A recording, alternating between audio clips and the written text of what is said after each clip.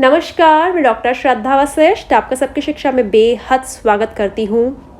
2,25,000 से भी ज़्यादा अभिभावक सबकी शिक्षा के साथ अब जुड़ चुके हैं।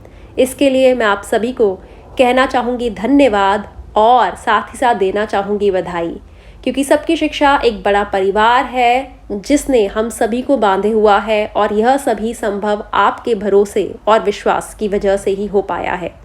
साथ ही आप सभी को कहना चाहूँगी कि दिल्ली के जो RTE यानी कि राइट टू एजुकेशन के तहत प्राइवेट स्कूलों में बच्चे के फ्री एजुकेशन के लिए दाखिले होते हैं, निःशुल्क शिक्षा के लिए दाखिले होते हैं, उन पर सही जानकारी और सभी जानकारी हमेशा से मैं आपके लिए लाती रही हूँ। आज भी आपके लिए लेकर आई हूँ सूची, लेकर आई हूँ लिस्ट कुछ ऐसे प्रश्नों की और उनके उत्तरों की जो खुद दिल्ली के शिक्षा विभाग ने बनाई है। जी हाँ, दिल्ली का शिक्षा विभाग जो जानता है कि पेरेंट्स के मन में, अभिभावकों के मन में ढेर सारे सवाल हैं और उन सवालों के जवाब देना है बहुत ज़्यादा ज़रूरी। इसीलिए तकरीबन 40 सवालों के जवाब खुद डायरेक्टरेट ऑफ एजुकेशन यानी कि दिल्ली के शिक्षा विभाग ने www.edudel.nic.in वेबसाइट पर लिखे हैं और उन सभी सवालों के जवाब मैं जल्दी से आपके लिए पढ़कर बताऊंगी, क्योंकि ये सभी सवालों के जवाब अंग्रेज़ी में है। मैं आपको इनका हिंदी अनुवाद करके जल्दी से जल्दी बताऊंगी। मैं आप सभी से अपील करूंगी कि इस वीडियो को आखिरी तक ज़रूर देखिएगा, क्योंकि ऐसा करने से आपके मन के ढेर सारे डाउट्स, ढेर सारी शंकाएं कहीं ना कहीं दूर हो जाएंगी। सबसे पहला सवाल, what is the meaning of EWS DG category? EWS DG category का मतलब क्या है? EWS कैटेगरी का मतलब है economically weaker section, DG category का मतलब है डिसएडवांटेज ग्रुप।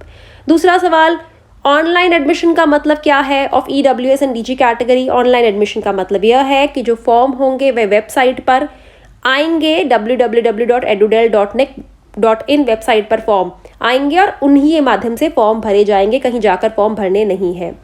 तीसरा, कि वह कौन सा लिंक होगा वेबसाइट का जिसकी मदद से आप फॉर्म भर पाएंगे? आपको बार बार बता रही हूँ, www.edudel.nic.in। चौथा, वह तरीका क्या होगा, प्रोसीजर क्या होगा फॉर्म भरने का? तो बहुत आसान है, जो निर्देश होंगे उन्हें पढ़ना होगा, अपने आप को पंजीकरण करना होगा, पूरी जानकारी भरनी होगी, प्रिंट आउट फॉर्म का लेकर रखना होगा और इंतज़ार करना होगा जब दाखिले के लिए जो ड्रॉ होता है उसकी घोषणा हो। और आपको चिंता करने की ज़रूरत नहीं है, इसकी पूरी जानकारी मैं आपके लिए लेकर आऊँगी। पांचवा, क्या इंस्ट्रक्शंस, क्या निर्देश है अलग अलग फॉर्म को भरने से संबंधित? तो इसके लिए भी चिंता की ज़रूरत नहीं है, सभी वेबसाइट पर डले हुए हैं और मैं आपके लिए उसकी जानकारी समय समय पर लेके आती रहती हूँ। छठा, कौन से स्कूल्स ऐसे हैं जो ऑनलाइन एडमिशन का हिस्सा बनते हैं? तो इसमें यह लिखा है कि सभी प्राइवेट अनएडेड स्कूल्स जिन्हें दिल्ली के शिक्षा विभाग के द्वारा रिकॉग्नाइज किया गया है और private unaided provisionally recognise schools, और इन सभी स्कूल्स की लिस्ट आप दिल्ली के शिक्षा विभाग की जो वेबसाइट है उस पर देख सकते हैं।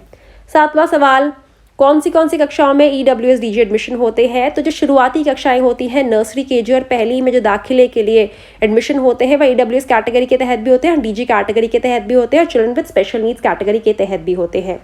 आठवां सवाल, कितने प्रतिशत सीटों पर दाखिला होता है? तो 25% सीटों पर दाखिला होता है। नौवां सवाल, EWS कैटेगरी के तहत कौन आते हैं? इस सवाल का जवाब है कि वह सभी अभिभावक जिनकी सालाना आय 1 लाख से कम है वह EWS कैटेगरी के तहत आते हैं।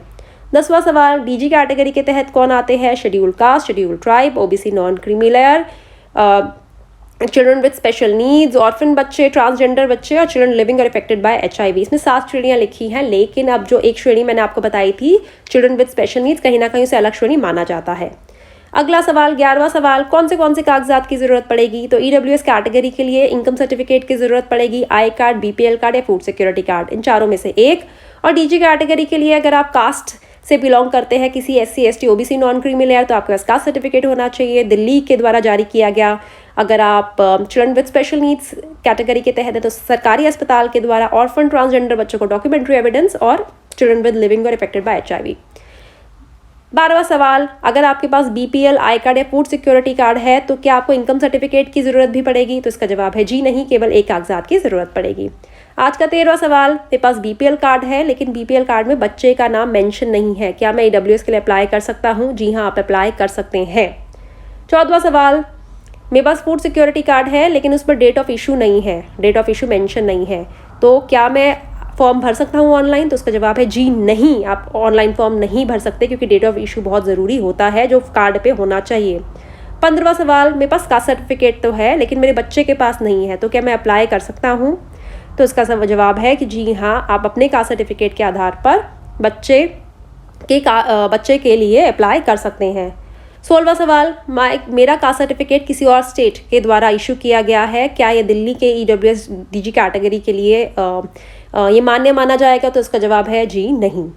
17वां सवाल, जो हमारे इनकम सर्टिफिकेट है उसकी वैलिडिटी यानी वह एक्सपायर हो चुका है, क्या मैं अप्लाई कर सकता हूँ?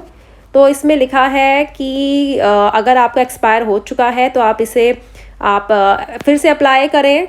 उसके लिए अप्लाई फॉर के ऑप्शन में आप अप्लाई करें। जो आपको इनकम सर्टिफिकेट आपका बनने जाएगा उसके आपको रिसीप्ट नंबर मिलेगा, उसका नाम रिसीप्ट नंबर डालकर भी आप फॉर्म भर सकते हैं अगर आपका इनकम सर्टिफिकेट फॉर्म भरने समय नहीं आया, लेकिन एक्सपायर्ड का आप इस्तेमाल नहीं कर सकते। 18वां सवाल, मेरा income certificate caste certificate issue नहीं हुआ है, अंडर प्रोसेस है, तो क्या मैं अप्लाई कर सकता हूँ? जी हाँ, आप रिसीप्ट नंबर डाल के अप्लाई कर सकते हैं। 19वां सवाल, मेरे पास बच्चे का डेट ऑफ बर्थ का प्रूफ नहीं है, क्या मैं अप्लाई कर सकता हूँ? हाँ, आप अप्लाई कर सकते हैं लिखित घोषणा पत्र के द्वारा।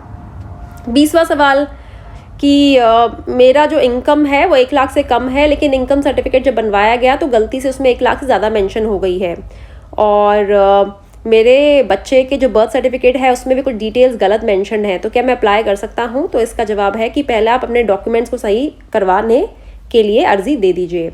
21वां सवाल, कौन से डॉक्यूमेंट्स घर के पते के प्रमाण पत्र के लिए इस्तेमाल में लाया जा सकते हैं? देखिए, राशन कार्ड लाया जा सकता है, डोमिसाइल सर्टिफिकेट लाया जा सकता है, वोटर कार्ड लाया जा सकता है, बिजली पानी MTNL का बिल लाया जा सकता है, आधार कार्ड लाया जा सकता है, पासपोर्ट लाया जा सकता है। रेंट एग्रीमेंट नहीं लाया जा सकता काम में।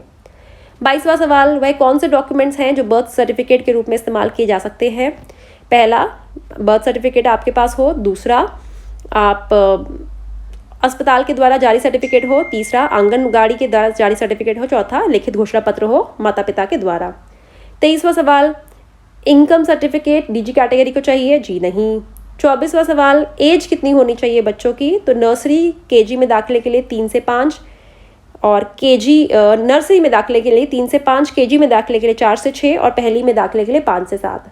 25वां सवाल, अगर कैंडिडेट EWS कैटेगरी के तहत आता है तो वह जनरल कैटेगरी के लिए भी अप्लाई कर सकता है? जी हाँ। 26वां सवाल, मेरा बच्चा EWS DG दोनों के तहत आता है, तो किसके तहत हम अप्लाई करें? किसी एक के तहत, आपकी अपनी मर्जी के अनुसार। 27वां सवाल, क्या पता चलेगा कि कौन सी हम What will there be disclosure of seats in different entry level classes? क्या पता चल जाएगा कितनी क्लासेस में कितनी सीट्स हैं, किस स्कूल में कितनी सीट्स हैं? जी हाँ, पता चल जाएगा। 28वां सवाल, मेरे 2 बच्चे हैं, ट्विन्स हैं, मतलब जुड़वा हैं, तो उनके लिए फॉर्म भरने का प्रोसीजर क्या है? सिंपल, आप दोनों के लिए अलग अलग फॉर्म भरें। 29वां सवाल, तो how do I know in which schools have applied, मतलब मुझे कैसे पता चलेगा? मुझे वो चॉइस है स्कूल्स को अप्लाई करने की? जी हाँ, आपको चॉइस होगी, आप स्कूल चूज़ कर सकते हैं। 30वां सवाल, मैं अपने नियरेस्ट जो स्कूल है उन्हें अप्लाई करना चाहता हूँ, क्या मैं कितने स्कूल सिलेक्ट कर सकता हूँ? तो आप जितने भी स्कूल नियरेस्ट सिलेक्ट करना चाहें कर सकते हैं। 0 से 1, 1 से 3, 3 से 6, या 6 से, मतलब 3 से 6 में कितने भी स्कूल कर सकते हैं, लेकिन जब 6 से ऊपर स्कूल हो जाएंगे तो 5 से कम स्कूल, ज़्यादा से ज़्यादा 5 ही स्कूल कर सकते हैं। 31वां सवाल, अब मैंने इन्फॉर्मेशन भर दी ऑनलाइन में, तो मैं इन्फॉर्मेशन को चेंज कर सकता हूँ, या मैं कुछ गलत इन्फॉर्मेशन है तो फॉर्म में इन्फॉर्मेशन को चेंज कर सकता हूँ? तो हाँ, फॉर्म को डिलीट करके फिर से रीसबमिट कर सकते हैं। 32वां सवाल, अगर मैं अपना रजिस्ट्रेशन ID या पासवर्ड भूल गया हूँ तो फॉरगेट ID या फॉरगेट पासवर्ड पर क्लिक करके आप उसे दोबारा ले सकते हैं। 33वां सवाल, अब मैंने अपना एप्लीकेशन फॉर्म सबमिट कर दिया है, तो मुझे क्या उसकी कॉपी को लेकर जाकर उसकी कॉपी को हर स्कूल में देना है? जी नहीं, आपको कुछ भी नहीं करना, सिर्फ आपको फॉर्म सबमिट करवाना है और आपको उसकी कॉपी प्रिंट लेकर अपने पास रख लें। 34वां सवाल कि EWS DG के एडमिशन होते हैं, कैसे सिलेक्शन होता है बच्चों का? तो ये कंप्यूटराइज ड्रॉ के द्वारा होता है। 35वां सवाल, जब बच्चों का सिलेक्शन होता है तो कैसे पता चलता है बच्चों का सिलेक्शन के लिए? आपके पास देखिए, जब बच्चों का कंप्यूटराइज ड्रॉ के माध्यम से नाम निकाला जाता है तो वो उसकी वेबसाइट पर भी जानकारी आती है, आपके पास SMS भी आता है। 36वां सवाल, मैंने ऑनलाइन फॉर्म फिल करा, अब मुझे आगे क्या करना है, मुझे कुछ करना है, मुझे स्कूलों में जाना है, मुझे क्या सब कुछ करना है। आपको चिंता करने की ज़रूरत नहीं है, आपको कहीं भी फॉर्म लेकर नहीं जाना। अगर आपके बच्चे का नाम ड्रॉ के माध्यम से आया तो जिस भी स्कूल में आपके बच्चे का नाम चयनित किया जाएगा उस स्कूल में आपको पहुंचना होगा। 37वां सवाल, अगर ऑफलाइन एडमिशन अलाउड है EWSDG एडमिशन में, अभी ऑनलाइन की हम बात कर रहे हैं, कि ऑफलाइन भी होता है कि स्कूल वाले खुद एडमिशन दे EWSDG को, कोई फॉर्म ना भरना पड़े? जी नहीं, ऐसा प्रॉब्लम नहीं है। और आखिरी सवाल 38वां सवाल, इसमें बहुत सारे पॉइंट्स हैं कि भाई ये जो हैं कि अगर हमारा फर्स्ट नेम एक्सेप्ट नहीं करा रजिस्ट्रेशन फॉर्म में, पेज 2 नहीं खुल रहा, लॉगिन में प्रॉब्लम आ रही है, डेट्स में प्रॉब्लम आ रही है, स्कूल नहीं ऐड कर पा रहे, इनकम डिजिट ऐड नहीं कर पा रहे, मैसेज बार बार आ रहा है हम जब भी हम स्कूल को सिलेक्ट करते हैं ऑलरेडी चूजन, फॉर्म एक्सेप्ट नहीं हो रहा, अलग अलग पेज पर लोडिंग, कुछ भी इस तरह की प्रॉब्लम आती है तो आप ब्राउज़र चेंज करिए। आप इंटरनेट एक्सप्लोरर की बजाय क्रोम, सफारी या मोजिला इस्तेमाल करिए। तो कुछ तकरीबन 38 सवाल है, अगर मैं कहूँ तो 40 सवाल हैं, क्योंकि एक सवाल के भी बहुत सारे और हिस्से हैं जो खुद DOE ने अपनी वेबसाइट पर दिए हैं, और मुझे लगा कि आपके लिए इन सभी सवालों के जवाब एक ही वीडियो में लेकर आती हूँ, ताकि आप एक बार इस वीडियो को पूरा देखेंगे तो आपको कहीं ना कहीं EWSDG एडमिशन के बारे में बहुत सारी जानकारी हो जाएगी। आपके जो कन्फ्यूजन से शंकाएं थी दूर हो गई होंगी, क्योंकि इन सवालों के जवाब खुद डायरेक्टर ऑफ एजुकेशन ने दिए हैं और अपनी वेबसाइट पर डाले हुए हैं, और मैं वहीं से पढ़कर आपको बता रही थी। मैं सिर्फ अंग्रेज़ी का अनुवाद हिंदी में कर रही थी, मैंने अपनी तरफ से इसके अलावा इसमें कुछ भी और नहीं जोड़ा है तो आपके लिए इसमें अपनी मेहनत जोड़ी है, एक लंबी वीडियो लेकर आई हूँ, सवाल के जवाब ढूंढे हैं, कहाँ कहाँ दिए हैं, और उन सवालों के जवाब आपके लिए जो खुद डायरेक्टर ऑफ एजुकेशन की वेबसाइट पर दिए हैं वही लेके आई हूँ। उम्मीद करती हूँ इस वीडियो से आपको लाभ होगा। मुझे डॉक्टर श्रद्धा वशिष्ठ को इजाज़त दीजिए। नमस्कार।